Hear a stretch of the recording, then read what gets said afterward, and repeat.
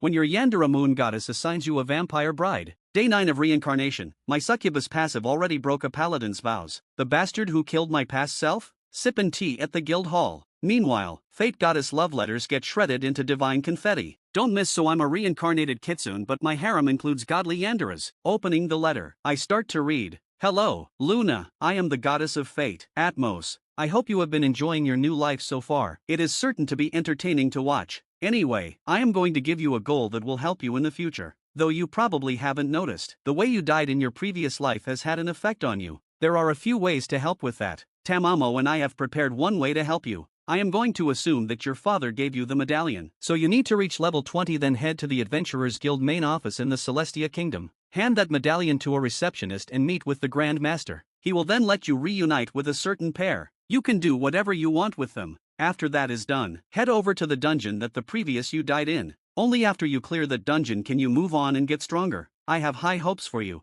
Also, I see Tamamo as a little sister, so please, treat her well in the future. You two go great together. P.S. When we get to meet in person, I'll tell you all the things about Tamamo you want to know, no matter how embarrassing they are for her. Excuse me, Luna, I have to go have a discussion with a certain nosy goddess, Tamamo said coldly. Do go a little easy on her please. I want to meet my sister-in-law at least once. Okay, I said, not stopping her. Got it. Oh, and before I go, in the next few days someone is going to request to join your party. Don't reject them immediately. Is it one of those people that was watching me earlier? I asked. Yes and no. She is part of their organization, but she wasn't the one watching you directly. I asked her to join your party in the hopes the two of you could become friends. I know you think you will be fine alone because you are strong, but I want to make you safer. I won't be able to descend and save you if something happens, so I wanted you to have at least one person to rely on. I know Soleil will join you in a few years, but a lot can happen between then and now, she explained, worry in her voice. I understand.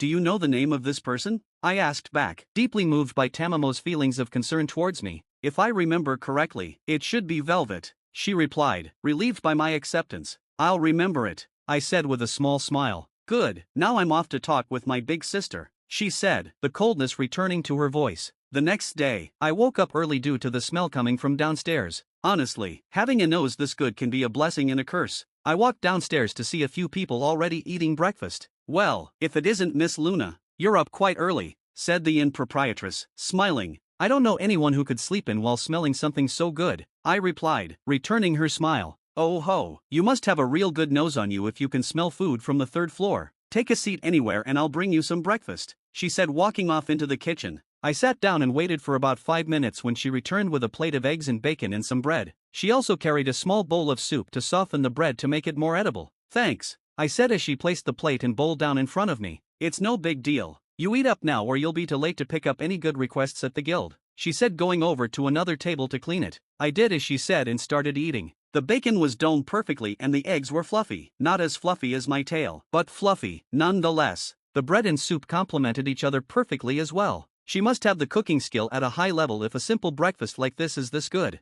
After I finished, I stood up, thanked her again, and left for the guild. When I got there was a large crowd standing in front of the request board. After contemplating whether or not to jump into the fray, I noticed Xuanhuan waving me over. I decided it would be better for me to see what she wanted, so I went over to her. Good morning, Miss Luna. I'm assuming you're here to get a request? She asked, even though she already knew my answer. I am, though I might as well wait a while for that to calm down, I said as I pointed my chin towards the horde at the board. Yeah, it's like that every morning. If you want to get a good quest, it's better to get here earlier, though you don't have to worry about that for the time being, she said with a mischievous smile. And why is that? I asked, a little put off by her smile. The guild master told me to help you out with this. I can't give you access to high-rank quests, but I can help when it comes to quests like goblin or kobold subjugation or gathering quests. I can even give you options for miscellaneous quests around the city, she answered, going back to her previous business smile. I see. Then can I get a subjugation quest for goblins and kobolds? I requested. Sure, just give me a minute to process them and you will be good to go, she said, and started filling out the required paperwork. Just then, I felt someone's eyes on me. It was the same feeling as yesterday, so I didn't pay it any mind since Tamamo said it was okay. Xuanhuan finished filling out the paperwork and said, just hand me your card for a second and we'll be done. I handed over my card and she placed it on a tool that did something. It glowed for a second, then she handed me back my card. You're all set. You have 3 days to complete the requests, so make sure to prepare well, she said and waved to me as I walked off. After exiting the guild, I headed for the gate of the city. I remember hearing some adventurers talking about how goblins and kobolds lived at the forest near the capital. When I got to the gate, there was already a line forming on the other side. I showed my card to the gate guard and left the city. While making my way to the forest, I felt a presence behind me. The area I was in had lots of tall grass that reached my waist. I stopped and called out, "You realize I know you're following me, right?" I heard the grass rustling a little ways away and a woman that looked to be in her early 20s came over. She was wearing light armor with a slender sword at her hip. She had light pink hair that went down to her shoulders and crimson eyes. If I didn't have Tamamo, I might have fallen for her just due to her looks. She walked closer to me and started speaking. "I'm sorry for following you. You see, I just registered at the guild earlier and took some subjugation quests. I then overheard your conversation with the receptionist and learned that you took the same quests as I did. I thought, since we both seem to be new, we could work together on them," she said a little nervously. "What is your name?"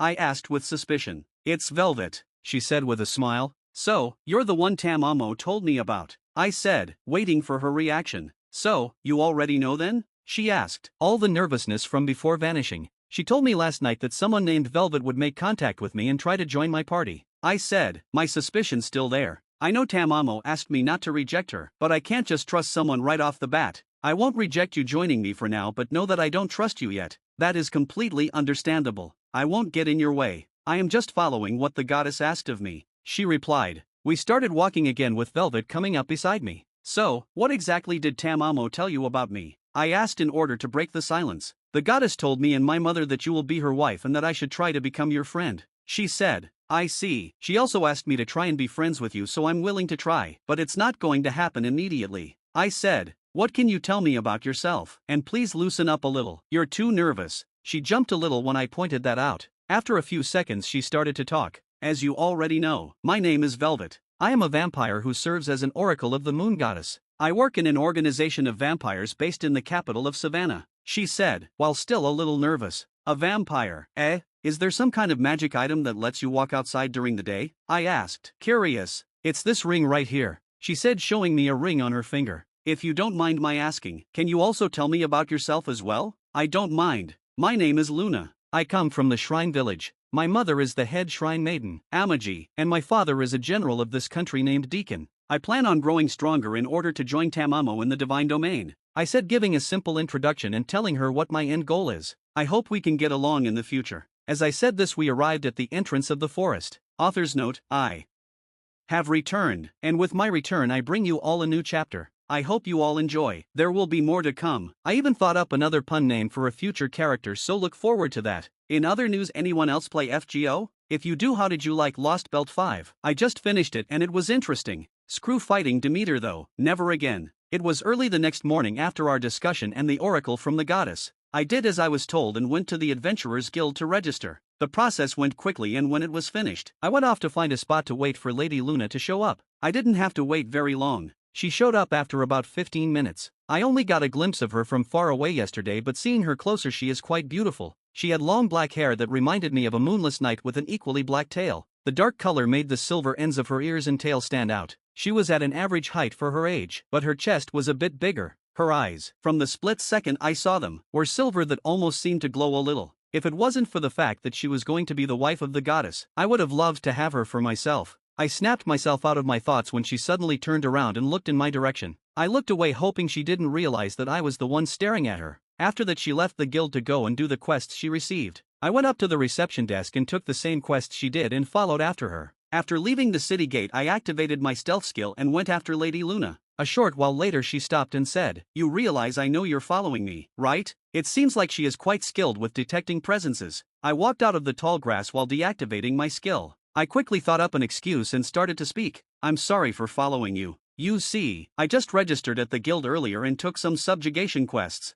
I then overheard your conversation with the receptionist and learned that you took the same quests as I did. I thought, since we both seem to be new, we could work together on them." I tried to sound nervous. "What is your name?" she asked me with suspicion in her eyes. "It's Velvet," I answered her, smiling to show I held no hostility. "So, you're the one Tamamo told me about," she said. When I heard her say this, I was shocked. I know the goddess told us she was her future wife, but I didn't know that she could also receive oracles. I dropped the nervous act and asked her, "So, you already know then?" I wanted to know how much the goddess told her about me and what she wanted from me. She told me last night that someone named Velvet would make contact with me and try to join my party. I won't reject you joining me for now, but know that I don't trust you yet, she said, still being cautious of me. It's good to know that she is smart enough not to completely trust someone right off the bat like this, but that also poses an issue for my other task from the goddess. That is completely understandable. I won't get in your way. I'm just following what the goddess asked of me, I said, relaying my true intentions. After my answer, we started walking to the forest to complete our quests. She asked me what the goddess told us about her, and I answered her honestly. I see. She also asked me to try and be friends with you, so I'm willing to try, but it's not going to happen immediately. What can you tell me about yourself? And please loosen up a little. You're too nervous, she said, when she pointed out what state my mind was in. It surprised me. She seems like the kind of person I would get along with easily. After thinking for a bit about what to say, I gave her my introduction. She seemed surprised when I mentioned I was a vampire, so she asked, "A vampire, eh?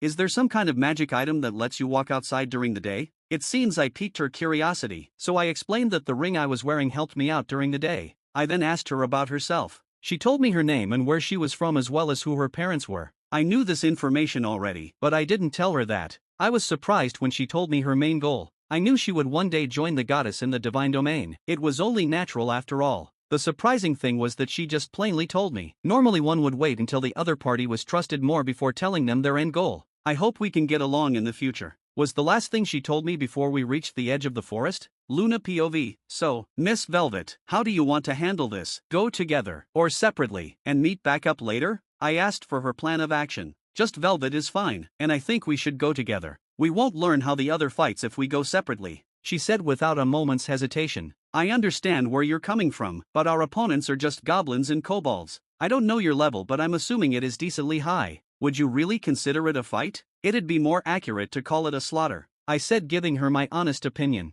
For starters, I'm at level 30 right now, and second, while what you say is true, one can still learn quite a bit from just fighting small fry like this, she explained. Oh, since you are a vampire, I just assumed you were older than you looked and had a higher level. Also, I see your point, so we will go together. I'll be on the lookout for kobolds since I have fought some before and know their scent, though I wish I could forget it, I said, a sour look on my face. After a while of being in the forest, I picked up the scent of kobolds on the wind. Mixed in with the smell of wet dog was a more putrid stench that made me want to vomit, and the metallic smell of blood. Velvet, I smell kobolds and goblins nearby. They must be fighting each other because I also smell blood, I told her in a whisper. Got it. Which direction? She whispered back. We keep heading in the direction we're going, and we'll run into them. I'll take this group and you can watch how I fight. If you can see, that is. I finished with a playful smirk. What do you mean by that? She asked, but I was already gone. Velvet POV. After telling me to watch how she fights, Lady Luna disappeared. She must have been using the stealth skill. I walked a little more until I found the area she was talking about earlier.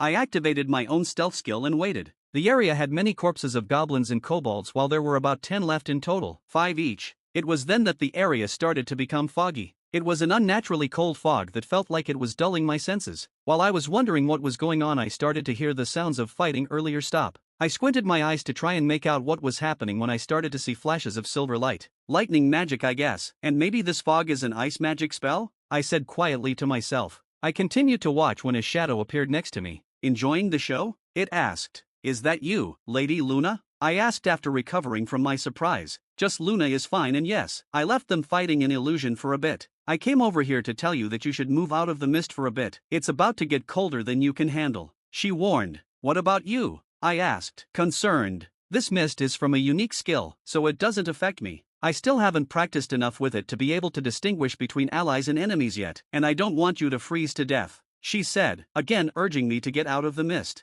I got it. How far do you need me to go? Not that far. See that tree over there with the spiraling trunk? I made it so that the mist doesn't go past it, she said, walking further into the mist. I walked over to the tree she pointed out and exited the mist. From the outside it looked quite mystical, a long wall of fog that came to an unnatural stop, like it was trapped by invisible walls. While I was watching the wall of mist, I felt the sudden drop in temperature. It became quite cold where I was standing, so I couldn't imagine what it was like inside. I picked up a random stick and stuck one end of it into the mist. When I pulled it back out, the other end was completely frozen. I shuddered thinking about what was happening to the kobolds and goblins inside. I hope she remembers that she needs to grab proofs of subjugation afterwards. I mumbled quietly. It was then that I saw a small shadow running my way. It was about the size of a child and had a long nose and ears. Just as it reached the edge of the mist, it stepped on a tripwire and a panel of ice covered in spikes whipped up from the ground, impaling the goblin. When did she even have the time to set that up? I asked myself, astonished. Not only ice and lightning magic, but good with traps and stealth, and having a unique skill on top of that.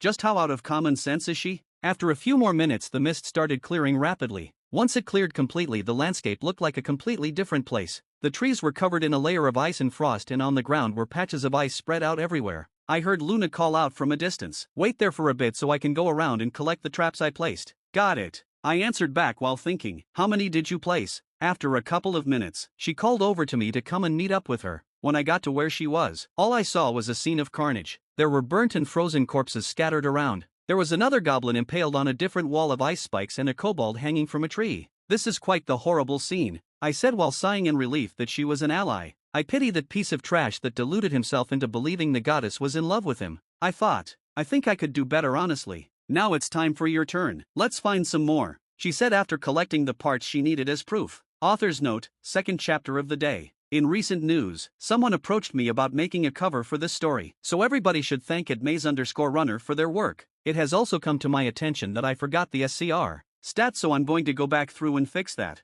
Thanks all for reading. There's more to come. After I finished collecting the proofs of subjugation, we moved on to find more. I know I leveled up once from this fight, but I will wait to check my status later. If we go a bit west, we'll find a pack of kobolds. I'm not sure about the exact number, but it should be the amount you need. I told Velvet. "Okay, then when we get closer, hide yourself and watch," she said a bit competitively. When we got close enough, I let Velvet know I will be watching from a tree. After telling her that, I climbed a tree next to me. She then pulled out her sword. It looked like a rapier, but something was strange about it. She got close enough to the kobolds for them to notice her presence. She then swung her sword and the blade extended to the length of a whip. "Oh, a sword whip, how interesting," I said to myself. "This is going to be fun to watch." "Your inner battle maniac is coming out again," Tamamo said, chuckling. "I can't help it. I've always wanted to see someone use one of those," I replied back, flustered. The blade whipped around, cutting the head off one kobold and wrapping around the neck of another. Velvet then tugs back on the handle and that kobold also loses its head. She creates a large fireball and makes it float in the air, making more shadows appear. She then uses a dark magic spell that produces spikes from shadows and impales the rest of the kobolds. "And you said the scene I made was horrible," I said in a teasing tone. "I got a little too into it." "Sorry," she said, drooping her head. "It's no problem. Let's find you some goblins," I replied, jumping down from the tree. I know what I said about not trusting her earlier, but I feel like I'm trusting her a bit too much too quickly. "Hey Tamamo, am I just too easy to trust a person, or is she doing something to my mind with magic or a skill?" I asked, worried. "She's not doing anything. While I think you trust others a little too easily from what I've seen so far, you have good intuition for people. It's not at the level of a diviner, but it's still quite good. She is also trying to earn your trust. Anytime you asked her a question, she has answered with honesty, and she hasn't given you any false information about herself," Tamamo explained, easing my worry a bit. As I was going over the potential problems with myself with Tamamo, we found a group of goblins. Velvet took them out just as quickly. "Do you want to keep hunting, or return to the guild?" I asked. "We should head back. It'll take a while for us to get out of the forest, then even longer to get back to the city," she said, her opinion sound. I debated whether to share my space magic, but decided against it for the moment. It took about 3 hours to get out of the forest and another hour to get back to the city. By the time we reached the gate, it was already getting late. I didn't think it would take that long to get back, I said, exhausted. "I agree. Who would have thought we would run into 5 more groups of goblins and kobolds?" Velvet said in a similarly exhausted tone. "I can understand why there are always quests for their extermination, though I wish we could do something about the smell," I complained. "I know it's bad, but is it really that bad?" she asked. "To me it smells like a pile of rotting corpses on an extremely hot summer day." "Okay, I'm glad I'm not a beastkin," she said, her face scrunched up at the thought of the smell. "Don't vampires also have really good senses of smell?" I asked. "We do, but it's still nothing compared to a beastkin's sense of smell," she explained. "For example, I can smell what is being cooked at that stall over there, but you can probably smell what ingredients they are using individually." "You're not wrong, and now I'm hungry," I said, my stomach grumbling. "Then let's get some skewers before making it to the guild," she said, walking over to the stall she mentioned earlier. She brought back 4 skewers and handed me 2. "Thanks, how much do I owe you?" I asked, about to bring out some money. "Nothing, think of it as a bribe of sorts," she said, laughing. "You really want to join my party that badly?" I asked. "Yeah, at first it was because of the goddess's order, but now I genuinely want to follow you." It's weird. Normally even I would be more cautious about getting to know people, but I can't help but be drawn to you," she explained. It was after she said that I realized it was the effect of a skill. Damn it. It was that skill, wasn't it? I said, feeling a bit down. "What's up? Why do you look so depressed all of a sudden?" she asked. "Worried. I think you're being influenced by one of my skills. Up until now I've been surrounded by people who have grown a resistance to it, but now, I'm not," I explained, getting frustrated. "What skill is it?" she asked. "It's the charm skill. I've been trying to avoid leveling it up since I got it, but it's a passive skill, so it levels up the more I interact with people, and with my particular constitution, my skills level up faster than normal," I explained.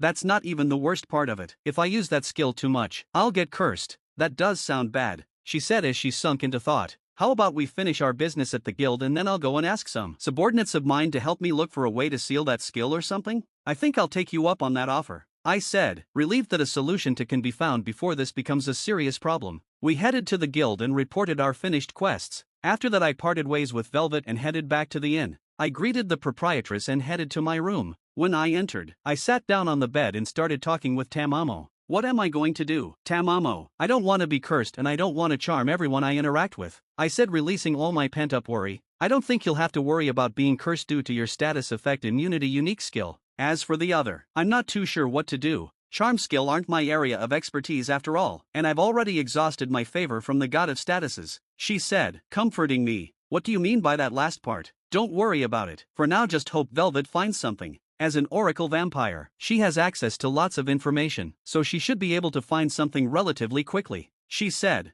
"And look on the bright side, tonight is a full moon," she said, her voice noticeably happier. "Wait, already? It feels like the last one was just yesterday," I said, shocked. "That's probably due to the fact that your natural lifespan is longer than a human's in this world, not taking into account the inevitable immortality you'll reach one day. I'm honestly surprised it took you this long to notice," she said, a bit exasperated. "It's decided. Tonight, I will brush your tail so thoroughly that I will get a new title tonight," I yelled in my head. "You foo-foo. I'm looking forward to it," Tamamo said in a very pleasing voice. Hearing the way she said that made my face go beet red. I then said in a quieter voice, "I'm expecting the same in return." "Okay, naturally."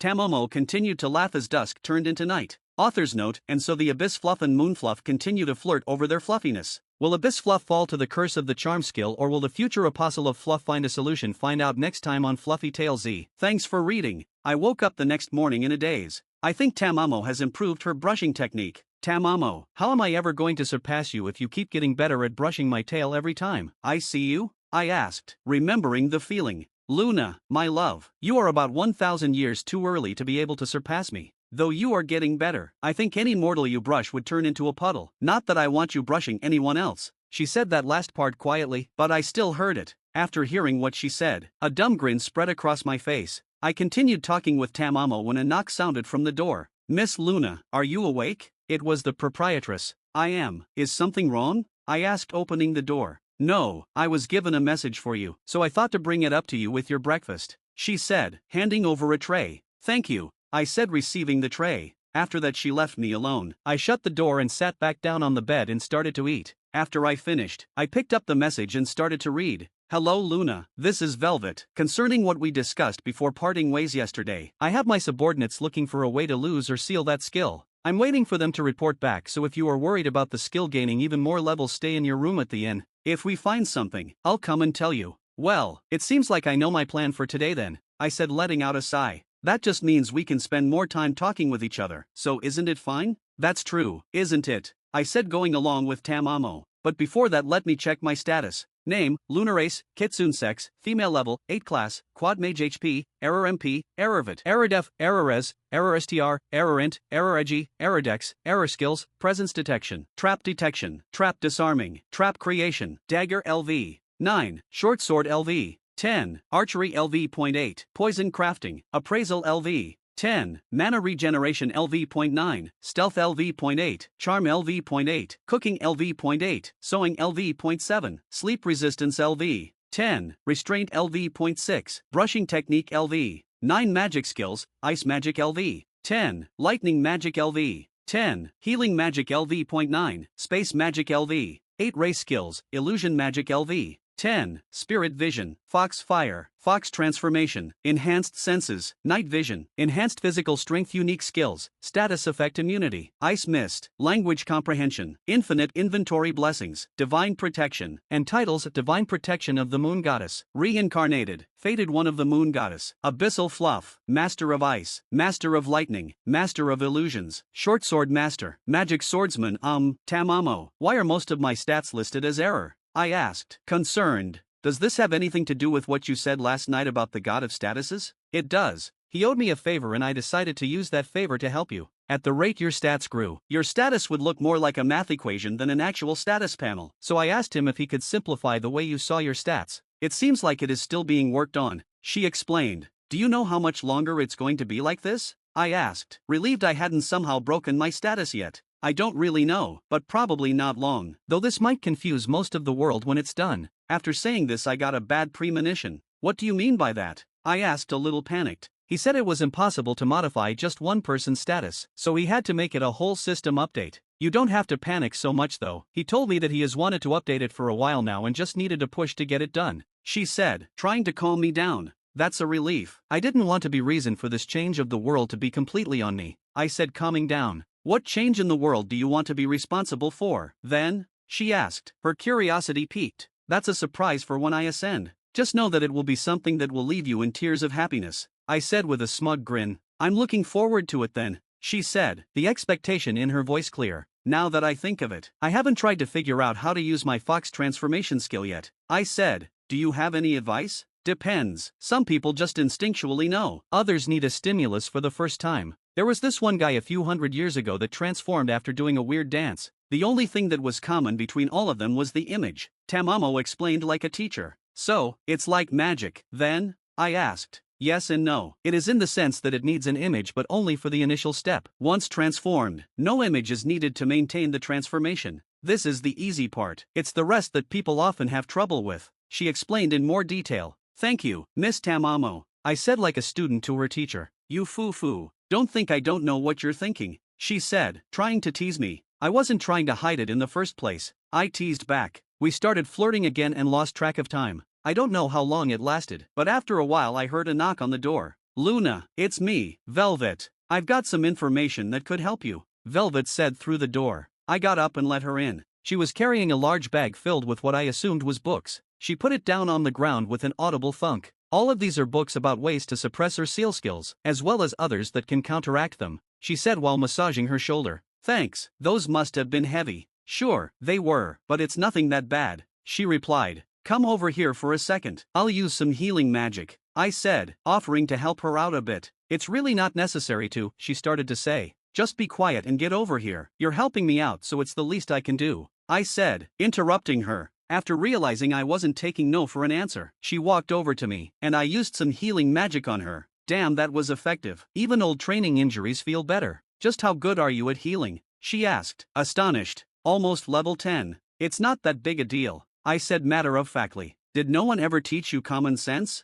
Anyone at your age normally only have skills at level 4, maybe 5. Were you trained by Spartans since the age of 5? I said, remembering all of the training I did. Even then, it doesn't make sense, she said, still trying to figure out the reason behind my strength. Just tell her about the divine protection. She already knows about our relationship, so there's no reason she shouldn't know. Tamamo gave her input. The reason that in most of my other skill are maxed out or close to it is because of Tamamo's divine protection, I said, following Tamamo's suggestion. After hearing my words, she froze completely. She turned around slowly like a rusty machine. When I could see her face, her eyes were wide enough that her eyeballs could roll right out. So, you're a fated one? She said, her voice really quiet. I have that title too, I confirmed. This is a much bigger deal than I thought it was. I thought that you were just a mortal that caught the eye of the goddess. It's nothing new for gods to find mortals they favor and bless them, but divine protection is on a completely different level. Luna, no goddess Luna, do not under any circumstances let anyone else know about this, unless you want people to worship the ground you walk on.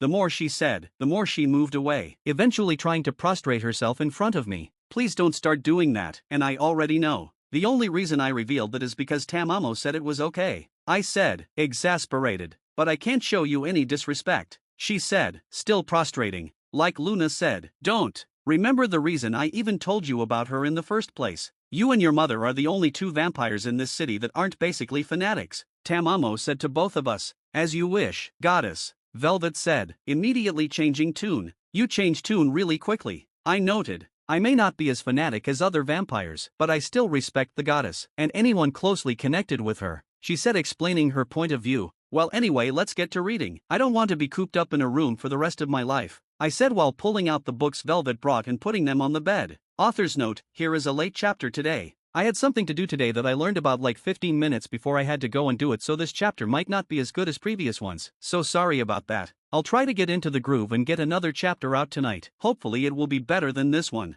Thanks for reading. Before we started looking through books, I had a thought, so I decided to ask Tamamo about it. Hey Tamamo, do you know what the effects of the curse you get for overusing charm is? I'm not too sure, but I can go and find out. Why do you ask? She asked, puzzled. Well, it might be a stretch, but what if the curse is that it turns the skill itself into a curse? Then wouldn't it take care of itself because of my status effect immunity? I'll go and ask the god of statuses. He should know everything about every skill. I'll be back shortly, she said, and our connection went quiet. Hey Velvet, before we start looking, let's get to know each other better, I said. Why so suddenly? I thought this was an urgent matter, she asked, confused. It is, but the idea I just had about this skill might make searching through all of these books pointless. Tamamo went off to check this theory with the god of statuses, so we should wait for her to get back, I explained. I see, then if we do this, can I ask a question first? She asked. I could see the curiosity in her eyes, so I nodded my head in affirmation. Can you talk with the goddess whenever you want?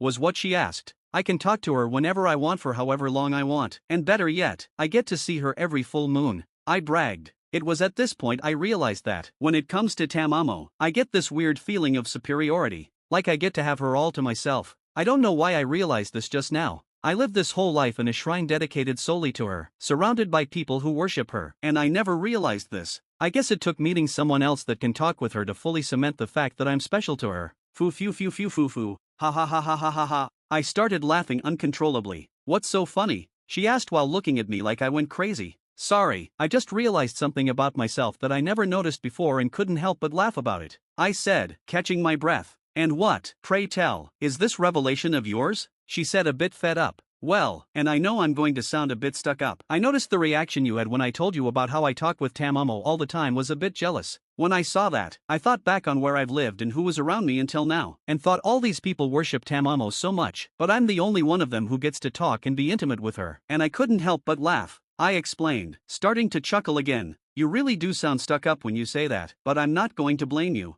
I'd feel the same, if not more superior, if I was in the same position. Though there is one person who won't like that. As she said these words, she clamped her hands over her mouth. I shouldn't have said that. What do you mean? My tone went from joyful to cold. Velvet, is there something I need to know about regarding Tamamo? Luna, your expression is really scary right now, she said as she tried to get away from me. Whatever do you mean? Velvet, now answer my question, I said as I froze the window and door so she couldn't escape. Now, tell me everything. It didn't take long for Velvet to spill the information she knew. I see, I'm not very fond of torture, but I guess it never hurts to learn a new skill unless it's charm, I said, my mood still cold. Forgive me, goddess, I might have put your wife on a strange path, Velvet said while tears flowed down her face. What does she mean by that? Luna, and why is the window and door frozen? What happened? She asked, very confused about what could have possibly happened in the 30 minutes she was gone. Welcome back, Tamamo. What were the results of your inquiry? I asked, the cold smile still on my face. Hey, Velvet, what happened to Luna? She's being really weird right now? I'm sorry, goddess, we were having a discussion about you, and I accidentally let slip about that vampire in the Demon Empire, Velvet said, getting even more depressed. Yeah, that'll do it. Hey, Luna, calm down and think. That vampire is hundreds of years old and leagues stronger than you, Tamamo said, trying to calm me down. I know that, Tamamo. I'm not planning on going for him at the moment, as much as I want to. But that doesn't mean I can't start preparing for prolonging his suffering for as long as possible. I mean, there are so many options to go for, even more since I also have high-level healing magic. Foo foo foo foo foo foo. Just you wait, you filthy mongrel. Just, you, wait. Foo foo foo foo foo foo foo foo foo foo foo foo foo. Goddess, I think Luna might be broken. What do we do? Velvet asked, getting even more scared. Don't worry, she's not broken, just possessive. It's honestly quite cute. How is anything she just said cute? She said, reaching a breaking point. You'll understand when you find the one you're fated to be with. For the time being all we can do is wait. She won't be like this for much longer. After about 10 minutes after Tamamo got back, I finally snapped out of my dark thoughts. So, Tamamo, what did you learn from the god of statuses? I asked as if the past 40 minutes never happened. It was as you thought. Luna, the charm skill turns itself into a curse that ultimately ends up killing the holder by having all of those it charmed turn on the holder by switching their feelings of affection into pure hatred, she explained to both me and Velvet. How nasty, we both said simultaneously. I know, right? Though I guess that's what happens when you use what is basically a brainwashing skill too much. It'll have to backfire on you at some point or the world would pretty much belong to one person, she said, giving her opinion on the effect it could have if left unchecked. I agree, but I didn't even want to obtain this skill in the first place. I just randomly got it when I tried acting cute when I was little, I said, getting depressed. Even the god of statuses was surprised when I told him why I was asking about this. He told me that he thought he got rid of that skill a long time ago, she said, trying to make me feel better. I guess that just goes to show that even gods aren't all-knowing, huh? Cheering up a little due to Tamamo's words. None of us ever claimed to be, she said in reply. You both realize I'm still here, right? Velvet asked after getting tired of being left out of the conversation. Sorry about that. Also sorry for wasting you and your subordinates' time finding all these books when it turns out I just need to max out the skill and it'll take care of itself, I said apologetically. It's no problem. All those books were just laying around collecting dust anyway. You can still read them. You never know what will happen in the future when you're immortal, she said, laughing it off. True enough, I agreed. So, with this out of the way, what do we do now? Velvet asked. I, for one, would like to know what the two of you were talking about earlier. You said it had something to do with me, right? Tamamo asked in an amused tone. We continued to talk about random stuff the rest of the night. Author's note, now I feel a bit of pity for the things I'm going to have that character go through when we get there. Not much, but just a little. It's like that oh no. Anyway meme. No one will get in the way of Abyss Fluff and Moon Fluff. I won't allow it. Thank you for coming to my TED Talk. Thanks for reading. Previous next we were chatting the night away when I remembered something Tamamo told me the other day. Now that I think about it, Tamamo said that a VIP was coming to the guild soon. Do you know anything about that, Velvet? I asked. She pondered for a bit before saying, a baron has been improving his territory over the last 10 or so years and has finally reached a point that he can have a branch of the guild opened in his territory. He is coming over here to talk with the guild master about the procedures he needs to go through. When does he arrive? I asked, continuing my questioning. He and a few others arrived yesterday. Discussions like that take a while, so they'll probably be here for a few more days. Why do you ask? She asked back. I was just curious. Even if I am technically a noble's daughter, I've never interacted with any nobles, though now that I think about it, I do know a few people in higher positions. Really? Who? Let's see. There's a goddess, a former hero, and the third princess of a big country, I replied nonchalantly. Those really are people in higher positions, though you should also take into account that your family is a marquis family, she said, adding my family's noble rank to the list of things I didn't know before. So that's my family's noble rank. Good to know, I said, nodding my head. You didn't know? She asked, massaging the bridge of her nose. I never cared enough to find out. Too much trouble, I said, shrugging my shoulders. How carefree, she said, astonished.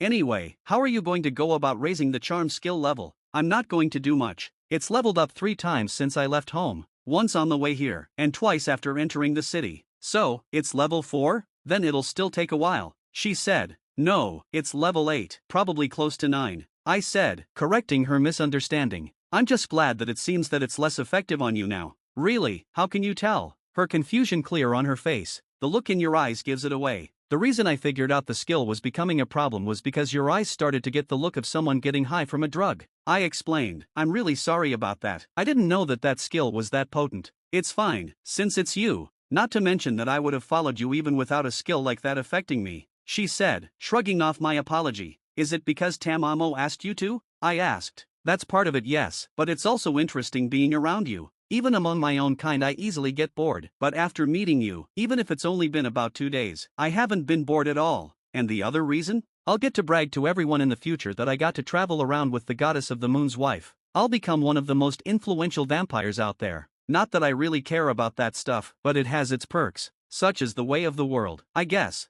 I shrugged. It's always better to have more influence. Speaking of influence, how much do you have, Tamamo? I've always wondered, but never knew how to bring up the subject. I asked. Let's see. If gods with authority over concepts like fate or time are at the top, then I'm at about 3rd from the top along with the god of the sun, she said proudly. How nice. It was then that I noticed the sun coming up. It seems we've been talking longer than I thought, I said, looking out the window. Looks like it. Do you need to go to sleep? Velvet asked, getting up to leave. Nah, I'm good. I have the sleep resistance skill at level 10. I can go about a month without sleeping. I said, why don't we wait a little longer and we can grab breakfast and go to the guild together. When we get there, we can register as a party. Sounds good to me. How good is the food here? She asked, her stomach growling. It's great, almost as good as mine. I said confidently. You can cook? Velvet said surprised. Of course, I can. It was a part of my training. I can also prepare and serve tea, clean a somewhat large house in under an hour, and a bunch of other things. I proclaimed, all so that, when the time comes, I can take care of Tamamo. Don't forget that I'm trying my best to improve in those areas as well. When you ascend, we can see who will be able to pamper the other better. Tamamo's competitive spirit ignited.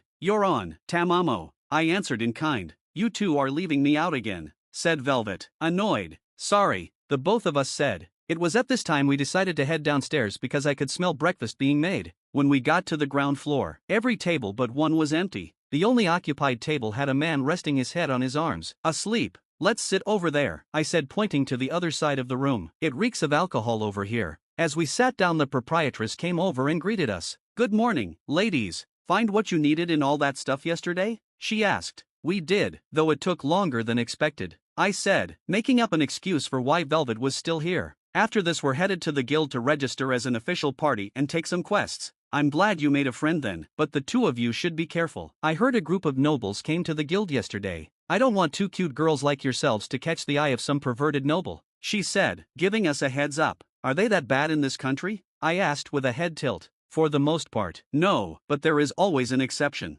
Then we'll be careful. Hopefully we'll get in there before the board is too crowded. Then I'll bring you both some food and get you out the door before that happens, she said, walking away. On her way to the kitchen, she woke up the drunk man and told him to either order something or leave. He got up and left the inn. Do you drink, Velvet? I asked, looking for something to talk about. It depends on what mood I'm in, but for the most part no. Do you? She asked back. I just turned 15, so I haven't, I answered. Then I'll have to take you out drinking one day. It'll be interesting to see you drunk. You won't. Being drunk is treated as a status effect and I'm immune to them, I said, dashing her expectations. There is an alcohol made by the patron god of the dwarves that gets past that, but I'll save drunk Luna for me alone, Tamamo said, adding her input and making my face turn red. What are you getting embarrassed over? Velvet asked after seeing my change in attitude. It's nothing you need to worry about. Look, here comes the food, I said, changing the subject. We quickly ate, then left for the guild. When we got there, the board was pretty empty, much to our relief. We walked up to the board and took a look through the requests for our rank. I'm never going to get any more levels from such weak things like goblins or kobolds. I only went up 3 levels from everything we killed yesterday, I complained quietly. Only 3, but we killed so many things yesterday, Velvet said, shocked. That's the trade-off I have for my skills leveling up so fast. Slower leveling, I explained. I see. Since we are allowed to take a request 1 rank above ours, wanna try to go for some orcs? They're a little stronger than a kobold leader and they taste delicious, Velvet suggested. You had me at delicious, and if you let me cook them, I might be able to raise my cooking level to 9. I said, taking an orc subjugation quest from the board. I need to stop getting surprised by you, Velvet said under her breath. We walked up to the counter, accepted the quest, and left to go hunt. Author's note, today's chapter is for setting up some events for next chapter. Also, I hate early springtime. Pollen and allergies don't mix well and the medicine I take makes me sleepy. If only I could get a sleep resistance skill, I could do so much more. Thanks for reading. We went to the forest to the south of the capital instead of the east to find our prey. It was a lot darker and denser than the other one, which would make it harder for Velvet to use her sword whip. When I pointed this out to her, she told me, it's fine, that is my backup weapon. I mostly use fire and dark magic. With the forest as dark as this, my magic will be even more effective. Though I'm grateful that you're looking out for me, she added. Do you mind if I practice with my mist as we hunt? I want to try and exclude allies from its effects, since we're going to be in a party for a while, I said, asking for her permission to use her as a test subject. I don't mind as long as you don't drop the temperature too low. I don't want to end up like the goblins and kobolds from last time, she said, giving her consent. After that, I released my mist into the surroundings. I could feel the small animals like squirrels and rabbits run away when the mist covered them, their instincts telling them it wasn't safe to stick around. How are you feeling right now? I asked Velvet. A little cold and sluggish. Nothing I can't handle, she replied. Got it. Let's start looking and I'll do my best to exclude you from the effects while we go. I'm already starting to get an idea of how to do it, but it needs some practice, I said as I started to go deeper into the forest, Velvet right behind me. We were searching for about 2 hours when I noticed something enter my mist. Hold on, Velvet. Something just entered the mist, I warned, turning in the direction of the intruder. Since the range of my mist was quite big, it took a while to get closer. When we did, we learned that the intruder was a single orc. Do you think it's just a scout or something? Velvet asked, whispering next to me. Probably, though now it's completely lost since I'm also showing it some illusions to keep it from leaving. I whispered back. What are you showing it? What every orc wants, a group of women all for itself. Though it makes me feel disgusted thinking of what it thinks it's doing right now. I'm going to take it out, I said as I pulled my bow out of my inventory. Archery and space magic as well. Is there anything else I don't know about? Velvet asked after seeing what I was doing. I'm also great with daggers and short swords and poison. While my class is a mage type, I also have the abilities of a scout. I'll tell you the reason for that someday, I said as I loosed the arrow I prepared. The arrow went straight through the orc's eye and embedded itself in the tree behind it. I guess I put too much power into that. Just what level is your archery skill? Actually, never mind. We'll never get anywhere if I keep getting surprised by everything you do. Can you store away the body? We can dismantle it later, Velvet said, giving up thinking about my skills. Got it. By the way, its friends are nearby, I said as I pointed in the direction of the dead orc's friends. How many? 4, just enough to finish the quest. I'll take 2, you take 2? Sounds good, let's begin. After discussing our plan, I collected the corpse and we both started moving in the direction of our prey. When we got in range, Velvet used her dark magic and impaled 2 orcs on shadow spikes while I struck my 2 down with lightning magic. You know, every fight we have is always so easy that it's kind of boring, I complained. I get the same feeling, but we are still low-ranked adventurers. It can't be helped. And look on the bright side, us finishing this quest will raise our ranks to E, Velvet said, trying to cheer me up. You're right, and as a bonus, I leveled up from that. Soon I'll be level 10. I wonder if anything'll happen when I get there, I said, thinking out loud. Since we finished our quest, we decided to dismantle the orcs right here, then head out of the forest to cook them for lunch. I took the edible parts, and the proofs of subjugation, and Velvet burned the rest. Do you want to teleport to the entrance of the forest instead of trekking all the way back on foot? I asked before we departed. Sure, it'll be much less tiring that way, Velvet replied back. Have you teleported before? A few times. Yes. Why? I'm still not used to the instant change after teleporting, so you'll need to give me a few minutes when we get there. I understand. That feeling was the worst. I put my hand on Velvet's shoulder and the next thing we knew, we were at the spot we entered earlier. I walked over next to a tree and started vomiting up my breakfast. I wish I didn't have to go through this every time. You'll be alright, Luna. Just a few more times and you won't have to feel this way anymore, Tamamo said, comforting me. I really hope you're right. When I finally felt better, I walked back to where Velvet was. She was setting up a fire so that I could cook the orc meat. Feeling better? She asked, sympathy painted across her face. Yeah, but I don't think I'm going to teleport us to the city. I don't want my lunch coming back up, I said after washing my mouth out. That's fine. By the way, I've been meaning to ask, what are your plans moving forward? Are you going to stay in this kingdom or are you going to travel around? She asked. Well, first I need to raise my rank to D, then I need to get to level 20. After that I'm supposed to go to the Celestia Kingdom, take care of some pests, and clear a dungeon there. After that, I'm not sure. I don't know what level I should be at to take on that arrogant mongrel that wants Tamamo, I said, going over my immediate goals. Well, it's good to know you at least have a plan for the near future. Now, let me see just how good of a cook you are, Luna, the excitement in her voice growing more intense. Yeah, I said as I pulled out what I needed to start cooking. After about 30 minutes, I was done. What I made was some orc chops with salt and other spices. It was simple since we were right next to the forest and didn't want to attract any monsters with the smell. After handing Velvet her share, I sat down and started eating. I think I've outdone myself, even with the limitations due to our location, I said as I continued eating. So, this is what a high level of cooking skill can do. With just this you could be hired by royalty as a chef, Velvet said as she savored each bite. Aren't you a higher up in an organization of vampires? I thought you would be used to cooking of this level, if not higher. That doesn't matter. Good food is good food. Besides, even if I am a higher up, it's still expensive to hire someone of the same or higher skill than you just to cook. Speaking of your organization, will I need to meet anyone from there? You've told me before that besides you, one other person knows about my relationship with Tamamo. I think you're fine for now. In the future when you join the goddess, you'll need to send a message out through an oracle, but that's about it. I was about to continue on with our conversation when I heard something coming from within the forest. Velvet, get ready, something's coming, I said, standing up. Do you know what it is? She asked, becoming alert. No, but we're about to find out. As soon as I finished saying that, a large bear appeared out of the darkness of the trees. It was then that I noticed something off about it. In several places the flesh was starting to rot, and I could see its bones here and there. Why is an undead bear around here? I asked in a panic. Do you have anything that can deal with it? Velvet asked. I do, but I'll need some time. I haven't practiced much with it. I said back. Then I'll distract it. You get ready, she said as she ran towards the undead bear, unsheathing her sword whip. I closed my eyes and concentrated. I needed to accumulate power in my body and give it form. It was then that something in my mind clicked. I see, so that's how I do it. Things are about to get interesting, I said with a wide smile. Author's note, here is the last chapter of today. I can't fight off the sleep anymore, so I have to end it on this cliff. Please hang in there. I'll probably be able to write the next chapter tomorrow morning before I leave for classes, so you don't have to wait too long. Thanks for reading. P.S. There might be moderate amounts of fluff next chapter.